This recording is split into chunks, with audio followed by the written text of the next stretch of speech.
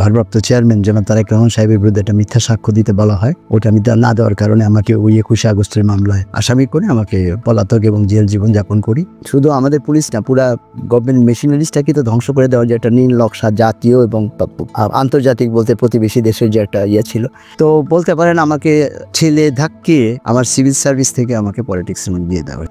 রাজনীতি ছাড়া, সরকার পরিচালনায় সরাসরি সম্পৃক্ততা ছাড়া আপনি অন্য কোনোভাবে পরিবর্তন আনতে পারবেন না। আমি প্রথমেই জানতে চাবো আপনার নাম এবং আপনার রাজনৈতিক পরিচয়।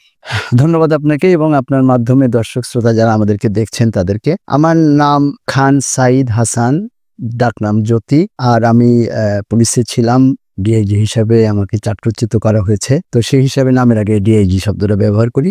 আর আমার রাজনৈতিক পরিচয় হলো, আমি ছাত্র জীবনে 1979 সালে যখন আমি ঢাকা ইউনিভার্সিটিতে ভর্তি হই, তখন ছাত্রদল প্রতিষ্ঠা হয়। তো ওই সময় আমি ঢাকা বিশ্ববিদ্যালয় শাখার প্রতিষ্ঠাতা সদস্য হিসাবে আমি ছিলাম এবং তারপর আমি সূর্য সেনের ছাত্র ছিলাম। তখন ওই হলে রাজনীতি করতাম। যেমন আমি যতটুকু মনে পড়ে 1981 সালে, সেটাতে আমি ডাকসুতে মান্না আক্তার এবং আমাদের মিলন নজরুল পরিষদ ছিল ছাত্র দলের, সেটা আমি সূর্য সেন হল শাখা থেকে নাট্য সম্পাদক পদে আমি প্রতিদ্বন্দ্বিতা করেছিলাম। এটা হলো আমার রাজনৈতিক ব্যাকগ্রাউন্ড। আর এরপরে 1988 সালে আমি বিসিএস পরীক্ষা, সিভিল সার্ভিস 7 বিসিএস পরীক্ষা দিয়ে আমি পুলিশে চলে যাই। তারপরে থেকে 1988 সাল থেকে 2009 সাল পর্যন্ত আমি চাকরিতে ছিলাম এবং এএসপি হিসেবে জয়েন করে আমি ডিআইজি পর্যন্ত পদোন্নতি পেয়েছিলাম। 2009 সালে হাসিনা সরকার আসার পরে আমাকে কোনো কারণ ছাড়াই আমাকে ওএসডি করে।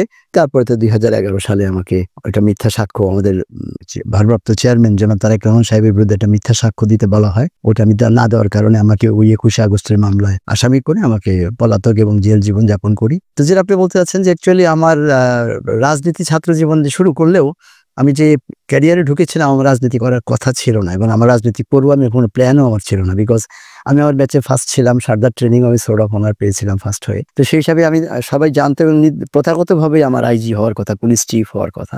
তো আমার বরঞ্চ ওইটা টার্গেট ছিল যে আমি যে প্রফেশনে আমি এসেছি, সেই প্রফেশনে আমি বাংলাদেশের সর্বোচ্চ পদে যাব। That was my dream and that was my ambition, that was my aim, that was my goal. কিন্তু 2009 সালে বিনা কারণে, যেহেতু আমার ব্যাকগ্রাউন্ড ছাত্র লীগ বা আমার পরিবার আওয়ামী লীগের সাথে সম্পৃক্ত ছিল না এবং আমার অন্যান্য ব্যাচের যারা ছিল, যারা আমার পরে ছিল, যারা মনে করতো যে আমি থাকলে তারা আমাকে ডিঙিয়ে তারা প্রমোশন পাবে না বা আইজি হতে পারবে না, শুধু আমাদের পুলিশ না, পুরা গভর্নমেন্ট মেশিনারিজটাকে তো ধ্বংস করে দেওয়ার যে একটা নীল নকশা জাতীয় এবং আন্তর্জাতিক বলতে প্রতিবেশী দেশের যে একটা ছিল, সবকিছুর ধারাবাহিকতায় আমাকে 2009 সালে প্রথমে চাকরিচ্যুত, তারপরে 2011 সালে মামলায় আসামি করে যখন আমি 8.5 বছর আমাকে ক্রস ফায়ার এবং গুম করার একটা হুমকি ছিল, সেই কারণে আমি 8.5 বছর প্রায় পালিয়েছিলাম। এরপরে মামলায় যখন রায় হলো আমার চেয়ারম্যান সাহেবের যাবজ্জীবন, আমার 4 বছর জেল, 18 সালে রায় হলো, পরে আমি 19 সালে সারেন্ডার করে 4 বছর জেল খেটে 22 সালে আমি বের হয়েছি। তো বলতে পারেন আমাকে ঠেলে ধাক্কিয়ে আমার সিভিল সার্ভিস থেকে আমাকে পলিটিক্সের মধ্যে দিয়ে দেওয়া হয়েছে।